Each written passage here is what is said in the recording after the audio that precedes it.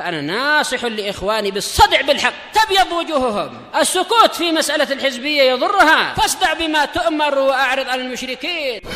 سلامي على دماج ورجالها والشيخ يحيى ودار العلم يا سعد بانيها.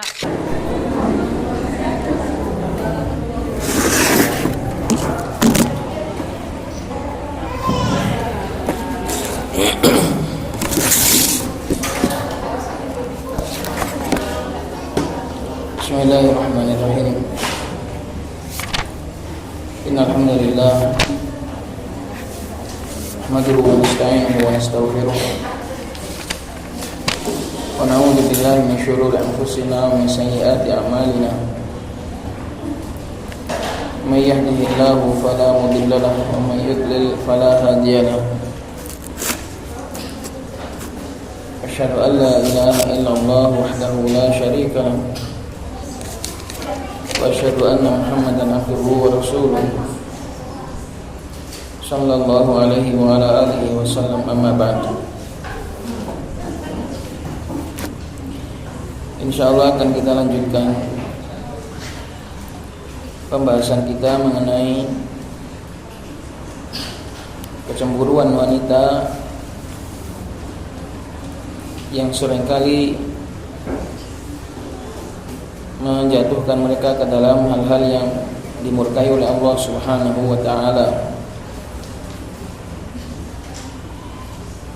Maka kita semua, antum semua sebagai para wanita, niatkanlah dengan belajar seperti ini untuk memperbaiki diri, untuk mengontrol kecemburuan, supaya tidak menjerumuskan ke dalam hal-hal yang dimurkai oleh Allah Subhanahu wa ta'ala.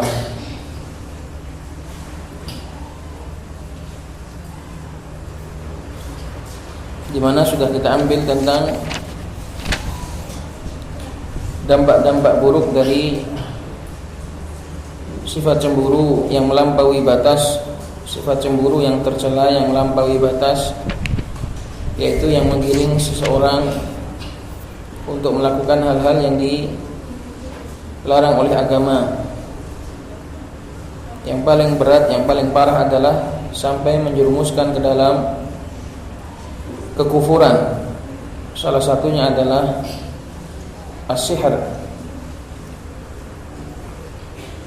Tidak sedikit wanita yang apabila dikuasai oleh amarah dan hawa nafsu dalam bentuk kecemburuan, dia akan menjadi seorang yang tidak peduli dengan larangan-larangan Allah Subhanahu wa ta'ala, sehingga perbuatan-perbuatan dosa besar pun diterjangnya. Ini seringkali, maka bagi para wanita hendaknya banyak berlindung kepada Allah Subhanahu wa ta'ala dari keburukan rasa cemburu. Doanya, Allahumma inni a'udzubika min syarri al-ghirah. Ya Allah, aku berlindung kepadamu dari buruknya rasa cemburu. Allahumma inni a'udzubika min syarri ghirati, dari keburukan rasa cemburuku. Karena kalau nggak gitu, seorang nggak bisa mengendalikan dirinya.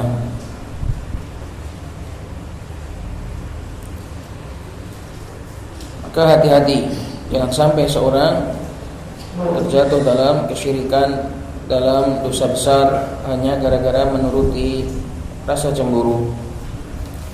Qalat asy-syaikh Abdullah wafaqahallahu ta'ala, wa qala al-Hakim rahimahullahu ta'ala al-mujallad ar-rabi' safhah 217,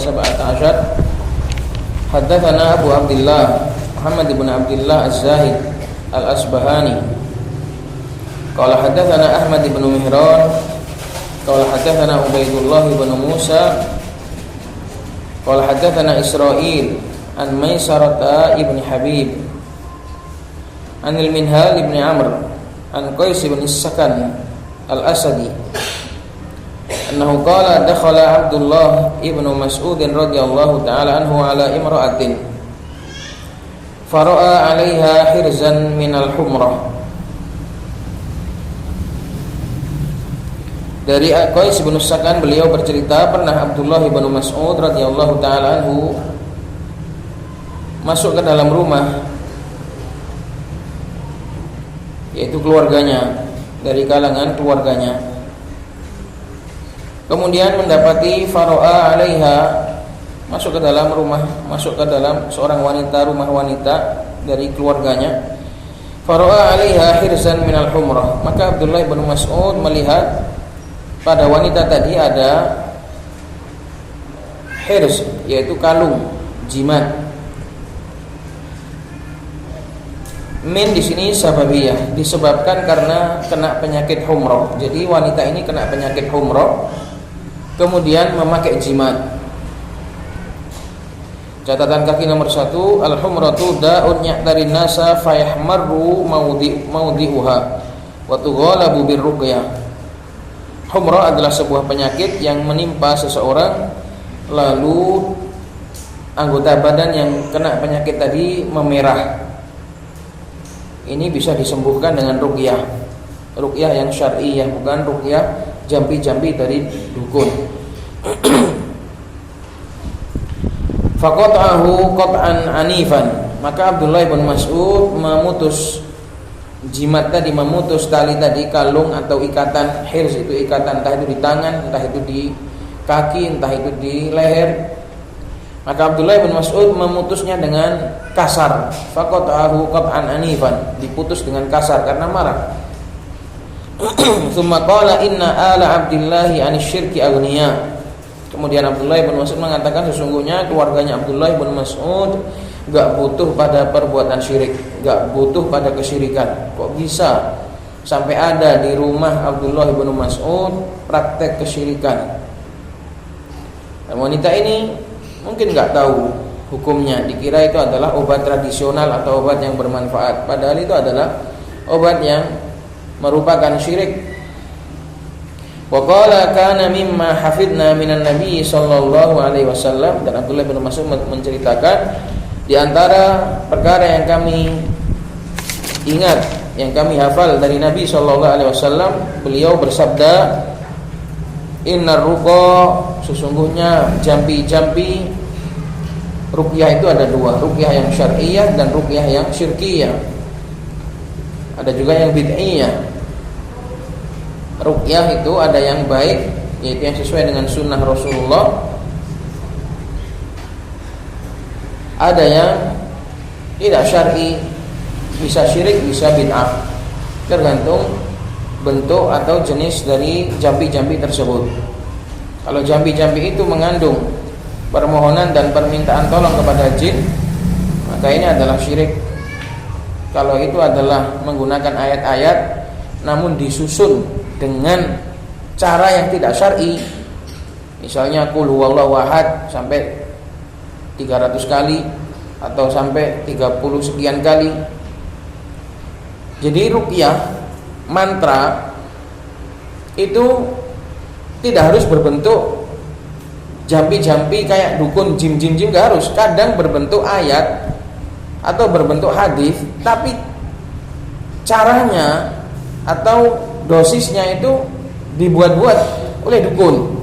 Jadi enggak semua dukun itu kemudian menggunakan jampi-jampi Jawa atau jampi-jampi tradisional, enggak. Banyak juga dukun itu yang berbentuk kiai tapi dukun. Jampi-jampi yang dibaca memang benar ayat, tapi dengan ketentuan yang tidak syar'i. Ini juga termasuk ruqyah yang bid'iyah. Ini termasuk ruqyah yang bid'ah. Karena membawa ayat tapi ditentukan dengan ketentuan yang tidak syar'i. Seperti Al-Fatihah nanti dibaca sekian ratus kali. Ini tidak ada dari sunnah Rasulullah SAW. Maka itu adalah ruqyah yang bid'ah. Itu adalah jampi-jampi yang bid'ah. Maka jambi-jambi itu ruqyah itu ada yang ruqyah yang syar'iyah, ada yang ruqyah yang bid'iyah, ada yang syirkiyah. Sesungguhnya jambi-jambi ruqa di sini yang dimaksud adalah ruqyah yang syirkiyah. Wa tamaima jamak dari tamimah, artinya jimat. Ruqa jamak dari ruqyah. Tamaim jamak dari tamimah, jimat-jimat. Bedanya ruqa dengan tamaim, kalau ruqa masih dibaca langsung. Baca qul huwallahu ahad berapa ratus kali, baca ini berapa kali, itu ruqa. Kalau tamaim sudah paketan, sudah dibungkus, ditulis di kertas, dibungkus terus nanti digantung, itu jimat. Wa tiwalata, tiwala adalah pelet. Tiwala adalah pelet. Di situ catatan kaki, wa tiwalatu ma yuhabbibul mar'ata ila zawjiha minas sihri wa ghairihi kama fin nihayah. Tiwalah adalah apa-apa yang menjadikan wanita itu disukai oleh suaminya dengan cara sihir, atau suami dicintai oleh wanitanya dengan cara sihir. Itu namanya tiwalah. Sesungguhnya jambi-jambi, jimat-jimat dan pelet adalah semuanya itu syirik, karena meminta tolong, meminta bantuan kepada jin dalam hal-hal yang tidak dimampui kecuali oleh Allah Subhanahu wa taala, dan itu adalah syirik akbar. Waliyadu billah.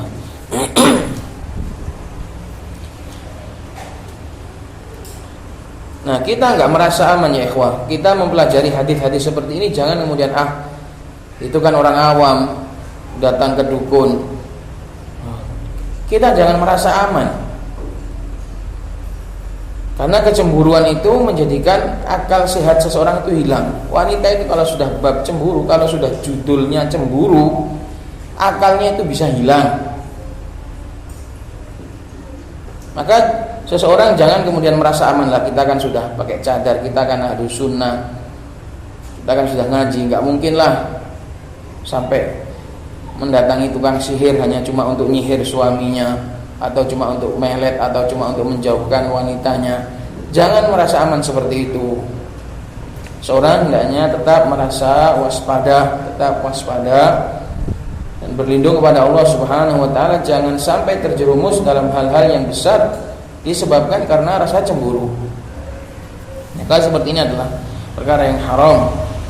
Wal haditsu hasanun kama fi sahihil musnad al mujallad tsani safhah 18.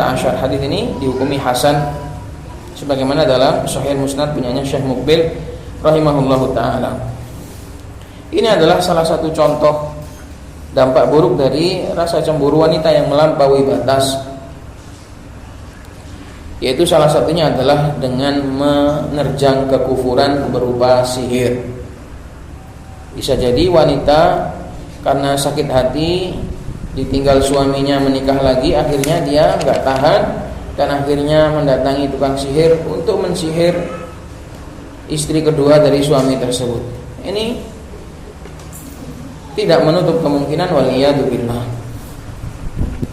Ila ghairi dzalika minal adillati allati fiha kufrus sahiri, dan seterusnya, ila ghairi dzalika, dan seterusnya dari dalil-dalil yang di dalamnya terdapat penegasan tentang kufurnya seorang tukang sihir.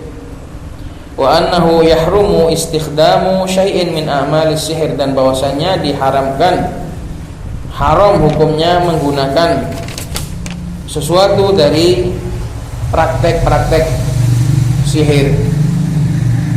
Wasahiru la yumkinu an yata'allama sihra illa biwasitati asyayatin, dan tukang sihir tidak mungkin mempelajari sihirnya kecuali dengan bantuan perantara setan-setan. Pasti diajari oleh setan-setan. Walaupun mungkin amalan yang diajarkan itu kayaknya ibadah, disuruh puasa, disuruh sholat, tapi dengan ketentuan dari setan. Ini namanya bukan sholat untuk Allah Subhanahu wa taala, ini untuk setan. Itu syirik.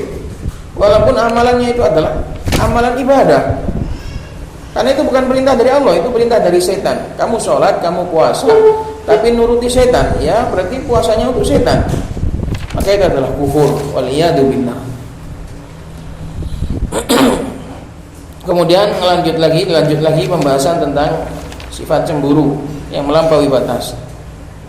Tsumma ad-durr wan naf'u min indillah. Kemudian ketahuilah bahwasanya bahaya dan manfaat itu hanya dari Allah Subhanahu wa taala. Jadi jangan kemudian mengira kamu datang ke tukang sihir kemudian terpenuhi puas,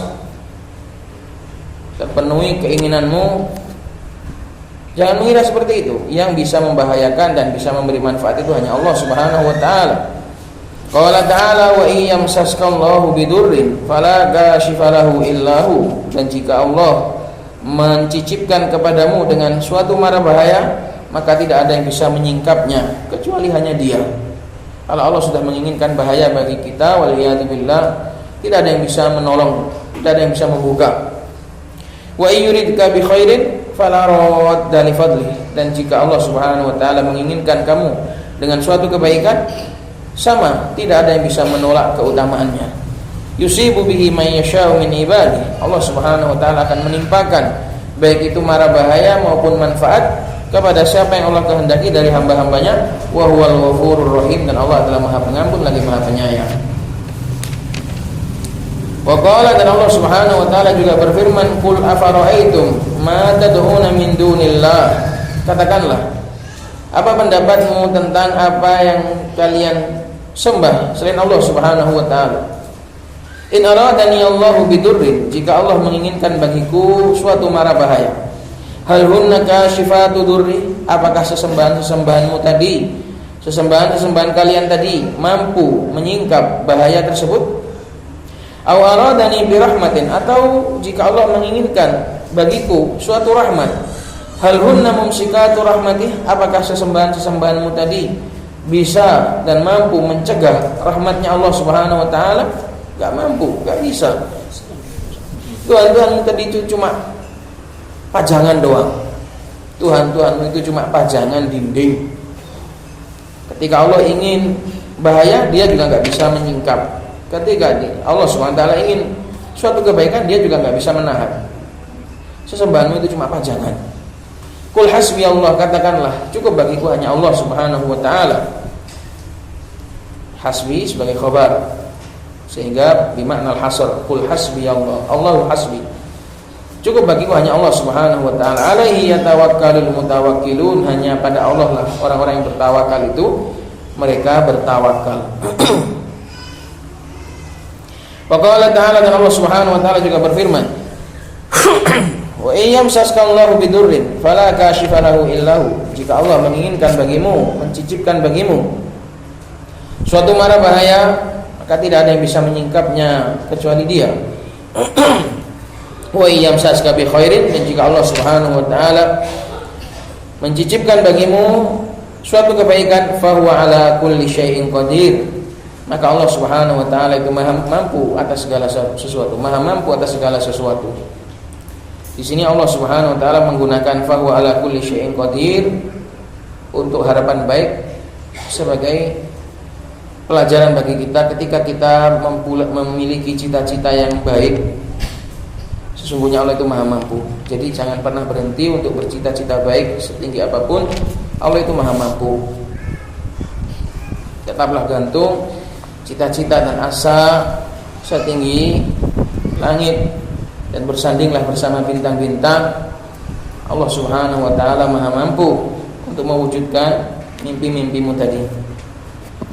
Wa qala ta'ala ma yaftahillahu lin-nasi min rahmatin fala mumsikalaha. Apa saja yang Allah buka bagi manusia berupa rahmat, maka tidak ada yang bisa menahannya. Siapapun tidak ada yang bisa menahan. Kalau Allah sudah buka, kalau sudah dibuka oleh Allah Subhanahu wa taala, mau siapapun menutup enggak akan bisa. Wa ma yumsik, dan kalau sudah ditahan oleh Allah Subhanahu wa taala, apa saja yang ditahan, fala mursilalahu min ba'di, tidak ada seorang pun yang bisa, tidak ada satu pun yang bisa melepaskannya setelah Allah Subhanahu wa taala. Wa huwal azizul hakim, dan dialah Allah Subhanahu wa taala Maha Aziz, Maha kuat, Maha Hakim, Maha bijaksana. Fadur wan naf'u biyadillah, maka madarat, bahaya dan manfaat hanya di tangan Allah Subhanahu wa taala. Jangan kira kamu datang ke dukun, Jangan kira kamu datang ke tukang sihir kemudian kamu bisa gitu untuk memberikan manfaat dan bahaya. Bisa jadi dan seringkali sihir itu justru merugikan pemiliknya sendiri. Betapa banyak tukang pelet itu nanti kena batu dari perbuatannya sendiri. Ingin melet orang, ternyata nanti ujung-ujungnya di akhir hayat, di dalam hidupnya dia malah sengsara. Sebagai balasan yang setimpal karena ingin membahayakan orang. Maka jangan sampai punya keinginan untuk membahayakan dan melukai atau menyakiti orang. Nanti itu balik kena batunya sendiri pada hidupmu. Falladhi ya'khudhu min sihrihim, maka orang yang mengambil sihir, menempuh jalan sihir, ke tukang sihir ajalah daripada sakit hati berlarut-larut.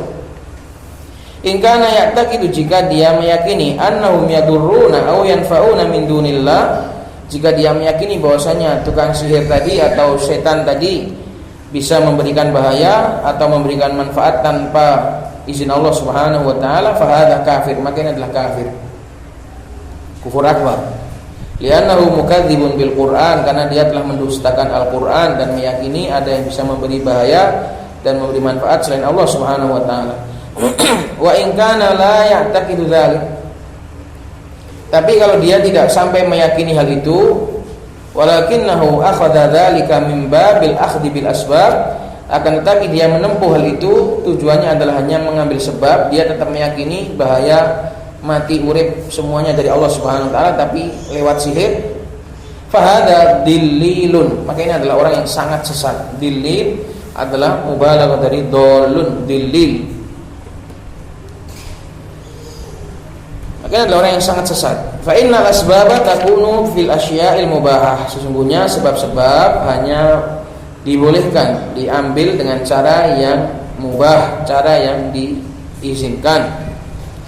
Wa idza fa'alti dzalika, dan jika kamu wahai perempuan melakukan itu, takunina, kamu menjadi qad athartid dunya, qad athartil hayatad dunya alal akhirah. Kalau kamu sampai menempuh sihir atau menempuh dosa besar hanya gara-gara suamimu, sungguh kamu ini menjadi seorang yang telah mengedepankan dan memenangkan dan mementingkan kehidupan dunia alal akhirah daripada kehidupan akhirat.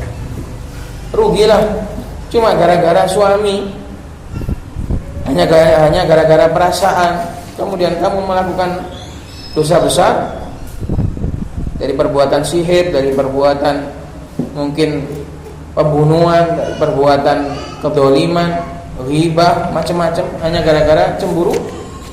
Namanya kamu memenangkan kehidupan dunia daripada akhirat.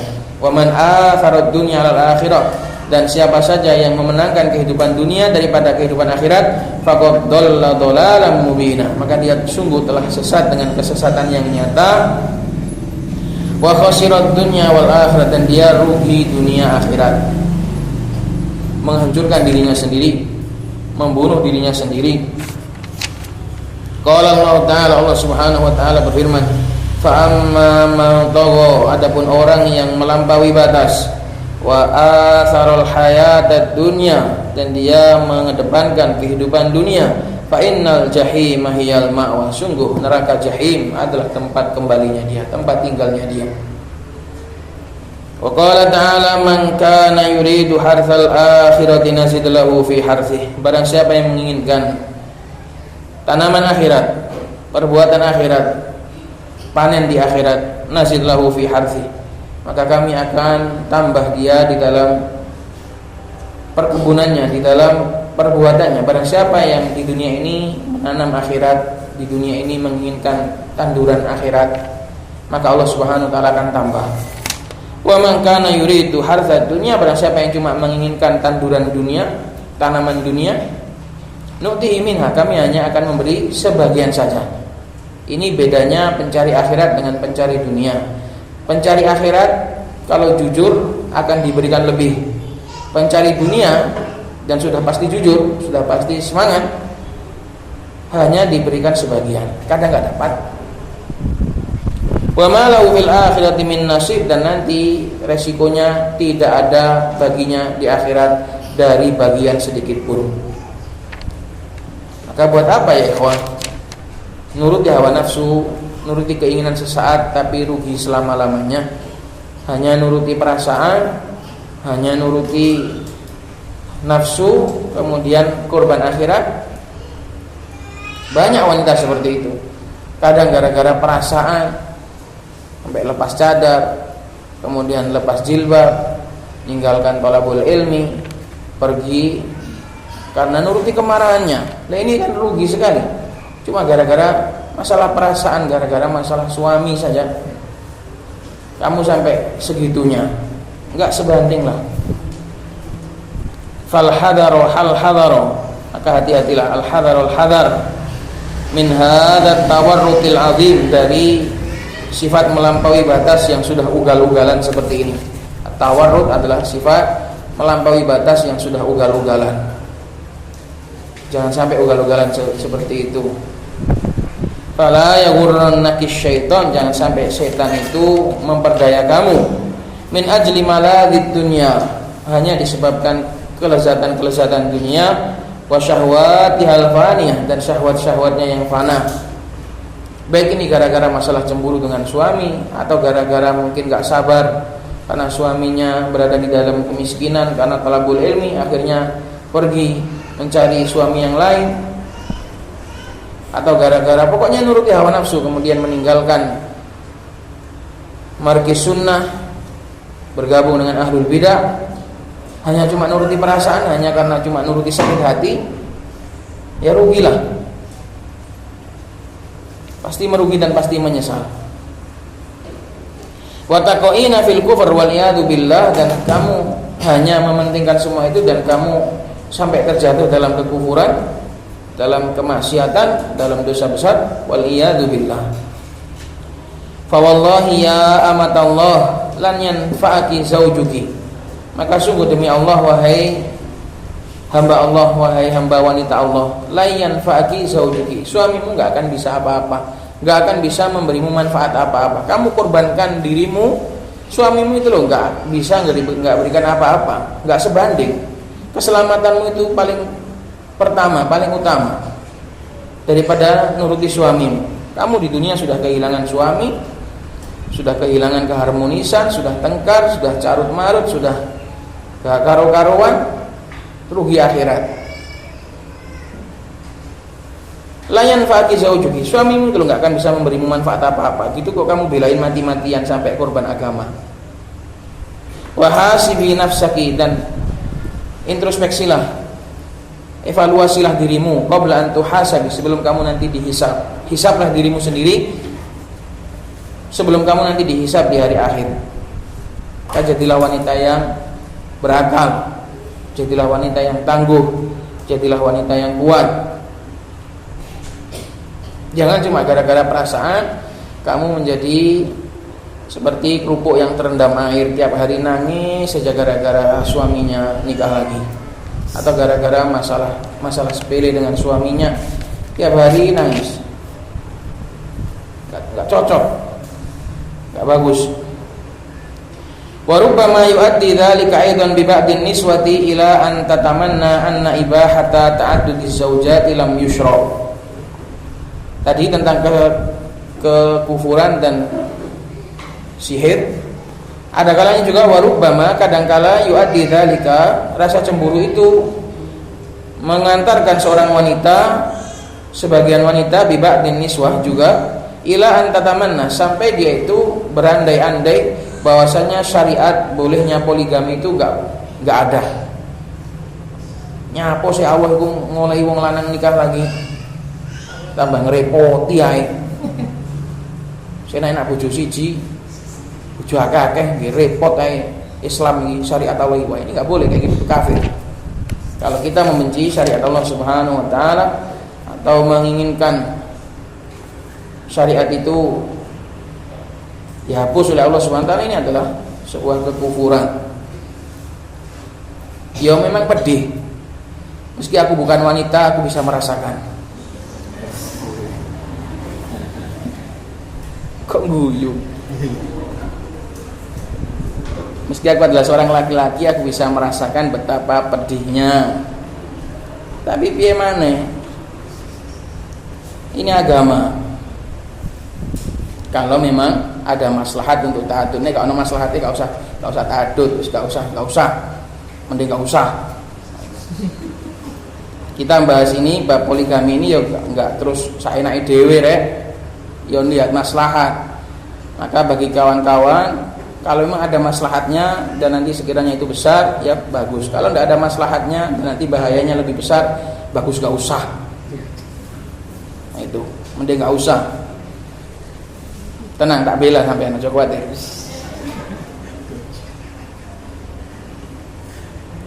Yang penting dalam hati itu ilmunya jangan sampai rusak, jangan sampai membenci terhadap syariat Allah Subhanahu wa taala. Itu enggak boleh, itu semua akan merugikan. Wa ukhra rubbama yuaddi biha ila an takraha syar'a. Dan wanita yang lain kadang pula menghantarkan kepada membenci syariat. Bisa babi ibahat itu disebabkan karena syariat itu membolehkan.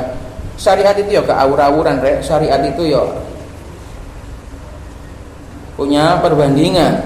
Jadi jangan kemudian membabi buta membenci syariat ini. Enggak boleh. Ini adalah kekufuran. Kalau sampean membenci syariat ini maka kufur. Itu adalah kekufuran. Lebih baik menerima meski pahit. Kayak pedes itu loh, daripada kepedesan tetap ditahan. Jadi diterima saja. Jangan sampai membenci syariat ini. Wa ba'duhunna yatamannayanna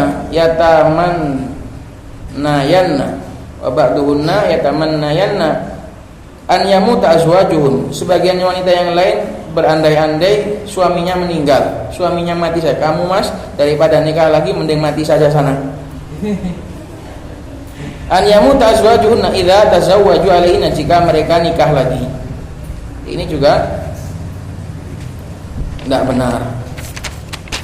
Wa kam min hadza katsir, dan hitung betapa banyak dari perasaan-perasaan wanita yang menjerumuskan mereka ke dalam hal-hal yang membinasakan seperti ini. Makanya ya ikhwah, belajar. Makanya jadi wanita itu jangan rela untuk menjadi wanita yang bodoh. Belajar, tafaqquh fi dinillah, mendalami agama Allah Subhanahu wa taala. Kemudian minta tolong kepada Allah untuk ditata hidupnya, diperbaiki hidupnya, diberikan taufik untuk mengamalkan ilmu. Lah urip mun enak dong. Jadi wong wedok sing nurut, belajar, pelajari agama, kemudian berdoa kepada Allah supaya diberikan keselamatan dunia akhirat, supaya diberikan taufik untuk mengamalkan ilmu. Mun enak sih. Kenapa kok enggak banyak wanita yang suka seperti itu, memilih di dalam kebodohan, memilih berada di atas hawa nafsu dan memelihara hawa nafsu dan kebodohan. Qalat wa ba'dun niswati la yasduru minha syai'un min dzalik. Sebagian wanita tidak ada sama sekali dari mereka hal-hal seperti itu. Walakinnaha tutliqu lisanaha ala darratiha. Kan tetapi ini level yang paling rendah ini. Ini adalah level wanita, cemburunya wanita yang dita'adud paling rendah. Akan tetapi wanita tadi dia melepaskan lisannya kepada dorroh, kepada istri kedua atau istri ketiga dari suaminya, bisabi, dengan celaan, wabil ghibati, dengan ghibah, wan namimah, dan juga adu domba. Fallahul musta'an. Ini level yang paling rendah lagi. Level yang tinggi tadi kan sampai kafir, sampai sihir, sampai ingin syariat ini enggak membolehkan ta'adud. Itu bahaya. Nah, kalau ini level rendah ini, walaupun ini juga dosa besar. Betapa banyak para wanita itu mencela dan menghabisi cemburuannya, katakan sundel, katakan macam-macam, pokoknya istilahnya macam-macam pokoknya, wakeh, pasti itu sudah. Fal mar'atul mu'minah, maka wanita yang mukmin enggak gitu. Yakunu mauqifuha min dzalika an ta'lama. Seorang mukmin enggak gitu. Seorang mukmin itu sikapnya dari masalah ini, untuk menanggapi masalah ini, an ta'lama, Hendaknya dia tahu anna kullama fil kauni biqadarillahi azza wajalla. Segala sesuatu dalam hidup ini adalah dengan takdir Allah Subhanahu wa taala. Nek ditakdirno ya alhamdulillah, nek gak ditakdirno ya alhamdulillah. Kita aja wanita itu. Qala ta'ala wa kana amrullahi qadaran maqdura. Dan adalah takdir, adalah perkaranya Allah Subhanahu wa taala atau perintahnya Allah al-kauni adalah takdir yang sudah ditakdirkan, enggak bisa lepas. Wa qala ta'ala inna kulla syai'in khalaqnahu biqadar. Sesungguhnya kami telah menciptakan segala sesuatu, kami menciptakannya dengan qadar. Kulla di sini mansub dengan fiil yang mahdhuf babil istighal. Inna kulla syai'in khalaqnahu biqadar. Maka kalau seandainya wanita diuji oleh Allah Subhanahu wa taala dengan bab seperti ini, hendaknya sadar inilah ujian. Dek, inilah ujian. Kamu itu diuji oleh Allah Subhanahu wa taala. Ujian itu di dunia ini banyak sekali. Kadang diuji dengan ekonomi, kadang diuji dengan kebahagiaan, kadang diuji dengan kesedihan, kadang suka, kadang duka, kadang dengan sakit, kadang dengan banyak sekali ujian di dalam hidup ini. Nah, salah satu ujian juga Allah Subhanahu wa taala menghadirkan dalam hidupmu seseorang yang itu menjadi cemburuanmu. Maka ini adalah ujian. Dalam hidup ini kamu dihadirkan orang yang kamu benci. Bahkan mungkin belum jadi istri, belum jadi istrinya sudah dibenci mati-matian. Ini ujian. Kamu diuji oleh Allah Subhanahu wa taala. Apakah kamu itu nanti melakukan perkara-perkara yang haram, melampaui batas ataukah tidak? Sadar ini ujian. Maka jangan melampaui batas. Jangan melampaui batas dalam bab ini. Ini adalah ujian dari Allah Subhanahu wa taala. Orang itu adalah ujian bagi kamu dan kamu adalah ujian bagi dia. Kita sama-sama diuji. Wa ja'alna ba'dakum li ba'din fitnatan ataswiru. Kita diuji dengan saudara kita diuji dengan orang tua kita diuji dengan anak kita diuji dengan kawan kita diuji dengan musuh kita diuji dengan siapapun orang di dunia ini adalah ujian bagi yang lain. Maka seorang mukmin yang cerdas, seorang mukmin yang sadar, dia akan menyadari bahwasanya semuanya adalah ujian dari Allah Subhanahu wa taala. Jangan sampai menjawab salah, ini ujian. Harap tenang, ini ujian. Harap bersabar, ini ujian. Jangan sampai nyoret salah. Gara-gara emosi, jawabannya sakjane A, B, C, pilihlah kolom jawaban yang benar. Sakjane jawab A, gara-gara emosi jawab B. Tidak boleh. Ujian juga seperti itu. Gara-gara terbawa emosi kemudian kamu melakukan perkara-perkara yang dilarang oleh Allah Subhanahu wa taala. Wa mahma usibti bi syai'in min masaibid dunya. Dan sebanyak apapun kamu diuji dengan musibah-musibah dunia, falaisa bi syai'in. Semua itu enggak sepadan, enggak ada beratnya sama sekali bin nisbati li salamati diniki, dibanding dengan keselamatan agamamu. Kamu diuji sakit, kamu diuji dengan rasa cemburu, kamu diuji dengan kesulitan, semua itu akan menjadi nikmat asal satu, agamamu masih selamat. Makanya ikhwan, kita tidak bisa membayangkan betapa besar nikmat Allah Subhanahu wa taala kepada kita berupa nikmat agama ini. Sehingga kita dalam kondisi apapun masih berada dalam kenikmatan. Kita sedang sakit, ya kita sedang dalam nikmat. Kenapa? Karena dalam nikmat agamanya masih terjaga. Kita dalam kondisi ekonomi sulit, ya masih dalam nikmat. Kenapa? Karena agamanya terjaga. Kita dalam kondisi sakit hati, ya masih nikmat karena agamanya terjaga. Pokoknya nikmat agama ini Masya Allah tidak bisa dibayangkan seberapa besarnya. Sudah sakit, wis kere, gering, agamane elek. Masya Allah, betapa buruknya seperti itu. Sudah ditimpa ujian berupa kemiskinan, kemudian diberikan rasa sakit, terus agamanya jelek, sehingga dia gak sabar mencaci maki Allah Subhanahu wa taala, misuh-misuh kepada Allah Subhanahu wa taala. Betapa banyak antum lihat di rumah-rumah sakit itu. Kalau gak percaya, betapa banyak orang yang mengeluh, sudah kok sakit yo, ya Allah, wis gak ada duit dikai sakit, mbok wong sugih-sugih lho dikai sakit, nah gitu. Salahku apa ya Allah? sudah dikasih sakit, sudah dikasih tidak punya duit, agamanya rusak. Maka kita ini ikhwan, seberat apapun kondisi kita, selama kita berada dalam nikmat agama, kita ini masih sangat beruntung sekali insyaallah ta'ala. Maka yang paling utama itu adalah keselamatan agama. Kamu dalam kondisi apapun, dalam kondisi sesulit apapun dalam hidup ini, asal agamamu masih lurus, kamu masih menang banyak. Wa alaiki bid-du'a, dan hendaknya kamu memperbanyak doa. Ini resepnya. Wa alaiki bid-du'a, banyak-banyaklah berdoa. Qala Allah Ta'ala wa qala rabbukum ud'uni astajib lakum. Dan Rabb kalian berkata, memintalah kepadaku, niscaya aku akan kabulkan bagi kalian. Wa alaiki bimudafa'ati ma qad yakunu, dan hendaknya juga kamu menepis mudafa'ah, melawan, berupaya untuk melawan perasaanmu. Ma qad yakunu, apa yang mungkin terjadi, lawanlah. Kalau ada bisikan, lawan. Kalau ada bisikan, lawan. Jangan kamu turuti. Kalau dituruti ya tambah dadi. Kalau ada bisikan, dilawan. Kalau ada bisikan, dilawan. Aw yahsulu fi qalbiki min nakadid darrah, atau mungkin terjadi dalam hatimu dari nakad, duri, onak duri, punya saingan istri. Punya istri saingan. Betapa sakitnya dalam hati, duri-duri itu menusuk siang dan malam. Maka harus ditepis, harus dicabuti duri-durinya. Kalau kamu tambah tusuk lagi ya tambah sakit.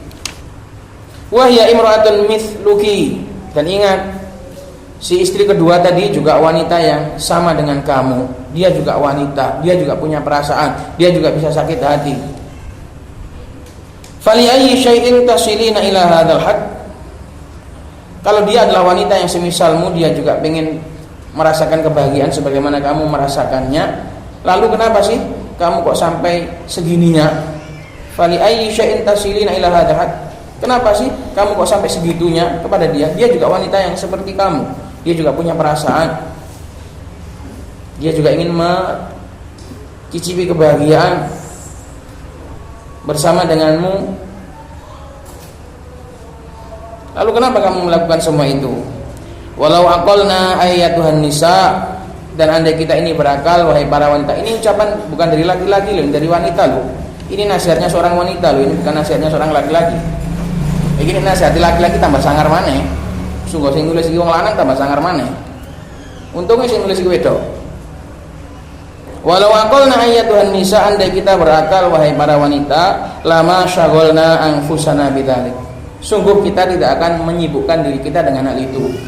Nah ini yang sering saya nasihatkan ketika ada kawan-kawan curhat tentang istrinya. Bilangin istrimu, jangan sibukkan dirinya dengan hal ini. Hidup ini loh sudah terlalu singkat untuk dipakai mikir hal-hal seperti ini. Mbok yo nang ngaji, nang belajar, sibuk ngapal no. Tiap hari sibuk nuruti cemburu, tiap hari nangis, tiap hari bojone agar mulai di masalah gara-gara cemburu, kok ono wedok kok ngene.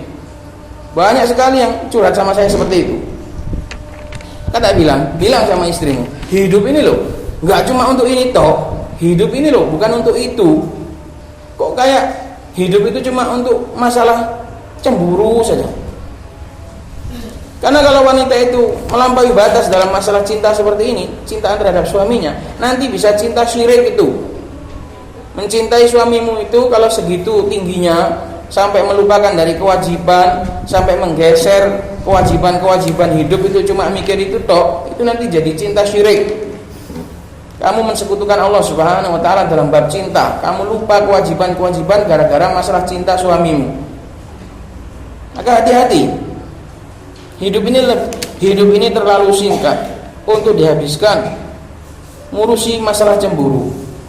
Sibukkan dirimu. Kamu di tempat belajar, sibukkan dirimu untuk belajar, untuk menghafal. Inilah resep kebahagiaan. Bahagialah dengan anak-anakmu.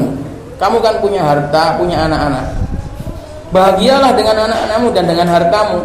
Rono loh, dolan-dolan rono mbek anakmu. Biarkan suamimu itu sama gundiknya. Jarno itu sudah diurusi. Ini resep bahagia. Sudah tak sampaikan kepada siapapun. Kalau mau resep bahagia ya gini, nanti habiskan hari tuamu sama anak-anakmu ya. Kamu punya harta, kamu punya duit, kamu punya anak, sana belanja-belanja sama anakmu, jalan-jalan sana sama anakmu. Ojo mikir bojomu, jarno bojomu iki mbek bojone liyane. Itu resep bahagia seperti itu ya, ikhwan. Maksudnya jangan kemudian menghabiskan waktu cuma untuk ini saja. Cemburu itu boleh, tapi goblok jangan. Kamu boleh cemburu tapi jangan melampaui batas. Hidup ini loh bukan untuk itu, hidup ini untuk ibadah. Hidup ini untuk ibadah. Udah, lakukan ibadah, belajar, thalabul ilm, hafal. Karena saya banyak sekali dicurhati oleh kawan-kawan, baik yang di sini maupun yang di sana. Istrinya cemburu gini. Pokoknya bab cemburu itu aku wis apal temen. Wanita itu kalau sudah judul cemburu hilang akal betul. Maka jangan seperti itu wahai para akhwat, wahai para ummahat.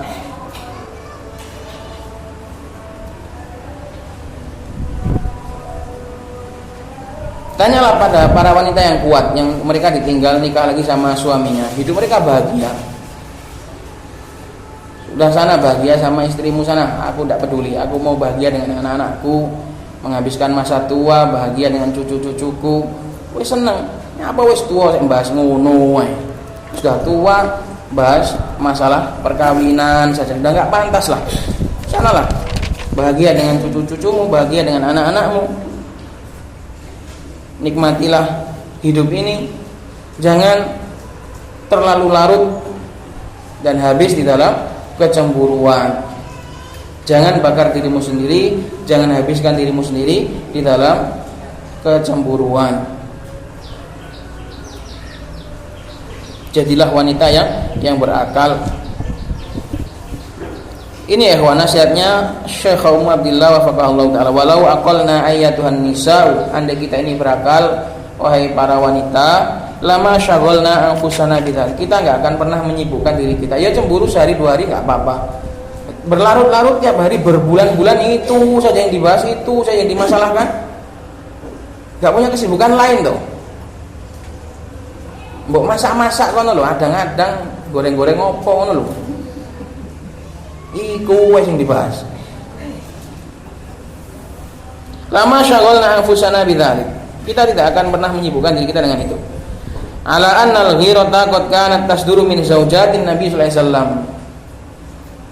Bersama dengan ghirah itu juga tidak mungkin bisa lepas. Ya memang ya wanita itu sudah gharizah, sudah memang gelora jiwa mereka pasti akan cemburu. Ghirah ini tidak pernah lepas, bahkan sampai istri-istri para nabi alaihi salatu wassalam. Ala annal ghirah, bersama dengan ghirah itu sendiri, rasa cemburu itu sendiri dahulu muncul dari istri-istri Nabi alaihi salatu wassalam. Allawati addalahunna Allahu biqouli, yang mereka di mana mereka telah diberikan rekomendasi tazkiyah oleh Allah Subhanahu wa taala. Itu pun masih cemburu. Istri-istri Nabi, mereka adalah wanita-wanita terbaik, mereka pun tetap cemburu. Maka cemburu ini nggak bisa hilang, nggak bisa dihilangkan, tapi ya dikendalikan. Kita nggak menyuruh cemburu ini dihilangkan, tapi dikendalikan, dibina gitu loh. Cemburu itu dibina. Ini nggak bisa dibina, dibinasakan. Cemburu itu nggak mungkin bisa dibinasakan, dibina, diarahkan. Allawati addalahunna Allah biqaulihi ya nisa'an nabiyyi lastunna kahadin minan nisa, wahai para istri-istri Nabi, sesungguhnya kalian tidaklah sama dengan wanita-wanita yang lain. Ini taqwaitun, kalau kalian bertakwa, kalian itu adalah top markotopnya wanita. Itu pun masih cemburu. Wa minal amthilati ala ghiratihinna al haditsus sabiqu, dan di antara contoh bentuk kecemburuan mereka adalah hadis yang pertama kali dalam bab ini. Dan kita akan lihat lagi contoh kecemburuan istri Nabi alaihi salatu wassalam.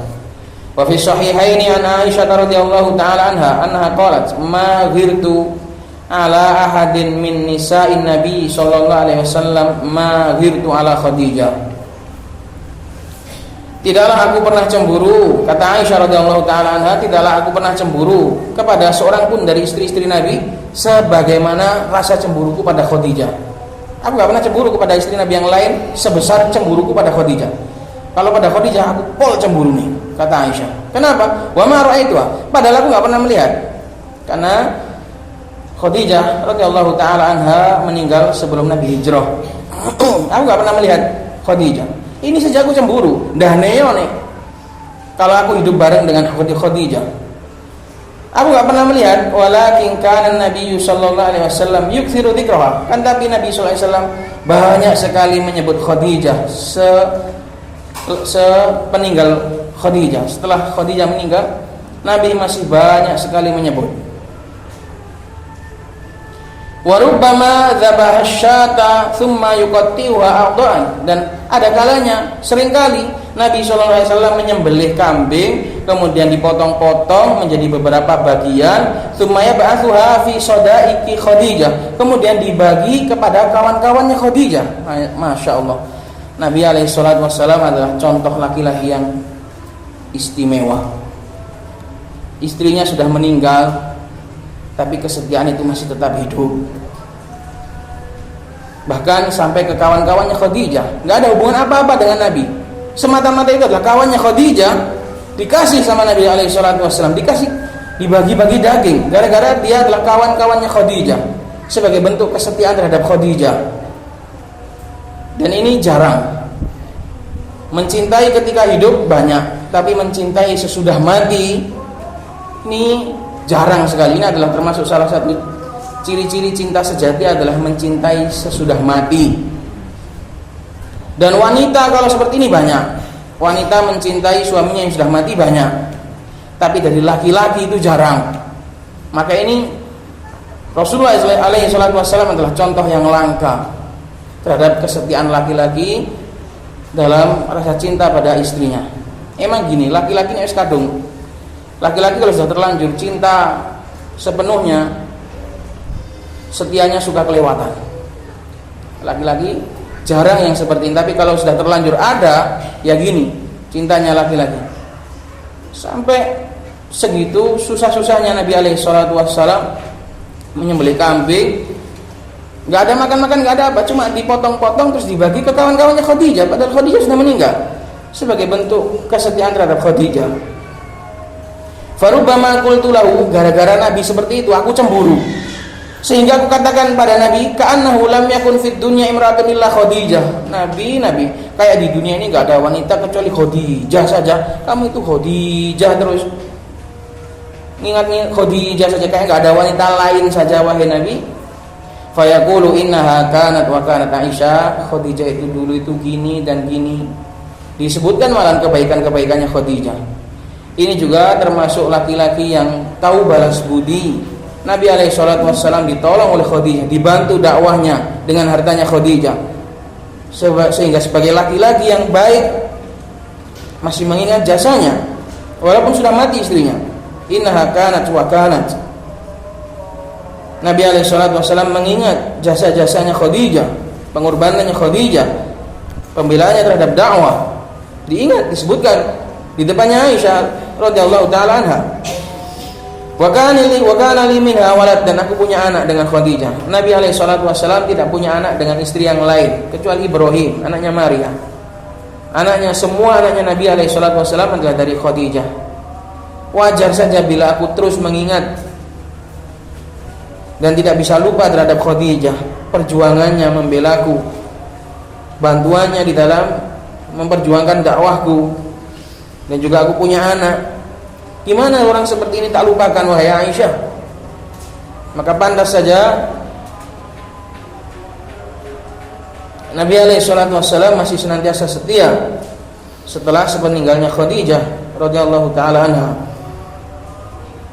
Memang ada bagian tubuh yang hilang, tapi tidak dengan bagian yang paling dicintainya.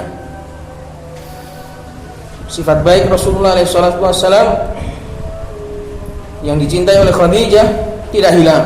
Khadijah sudah meninggal, tapi sifat baik Nabi SAW yang dicintai oleh Khadijah masih senantiasa hidup, masih senantiasa ada. Inilah teladan laki-laki teladan. Dan ini sebagai dalil bahwasannya bukti kecintaan laki-laki kepada istrinya itu bukan dengan cara tidak menduakan. Enggak. Laki-laki mencintai istrinya ya dengan cara seperti ini, berbuat baik kepada istrinya. Walaupun memang Nabi semasa Khadijah hidup, beliau enggak pernah menikah lagi. Semasa Khadijah hidup, selama Khadijah masih hidup, Nabi enggak pernah nikah. Namun bukan itu bentuk kecintaan laki-laki. Laki-laki cinta terhadap istrinya bisa dengan cara yang lain, tidak harus dengan cara tidak menduakan. Nabi SAW juga mencintai Aisyah, juga mencintai istri-istri yang lain, maka itu dikatakan cinta. Jadi tidak harus, bukanlah syarat cinta seorang laki-laki terhadap istrinya adalah dengan cara tidak menduakan. Itu enggak harus. Maka Aisyah pun merasa cemburu, padahal enggak pernah lihat, padahal enggak sedang bersatu dalam sebuah kehidupan rumah tangga. Nanti dalam hadis yang lain, karena waktunya sudah habis, Aisyah juga akan merasa cemburu ketika Nabi suka ngelamun atau suka terhalusinasi oleh Khadijah. Kata Aisyah, apa? Ngapain kamu ingat-ingat nenek tua dari Quraisy itu? Sudah ompong, gak ada giginya, masih aja kamu ingat. Sudah diganti dengan wanita yang sudah bagus, yang lebih baik, masih aja diingat. Gara-gara cemburu. Tak bacakan? Waqala al-Imam al-Bukhari rahimahullahu ta'ala al-mujallad as-sabi' safhamiyah wa 34. Waqala Ismail ibn Khalil qala akhbarana Ali ibn Mushir an Hisham an Abi Aisyah radhiyallahu ta'ala anha qalat ista'dzanat hala. Dah waktunya sudah habis. Nanti insyaallah di pertemuan yang akan datang bagaimana Aisyah sampai nyebut Khadijah itu sebagai nenek tua yang ompong. Itu semua adalah sebagai bentuk kecemburuan wanita terhadap suaminya yang dibolehkan. Semoga bermanfaat. Subhanakallahumma wa bihamdika asyhadu an la ilaha illa anta astaghfiruka wa atubu ilaik.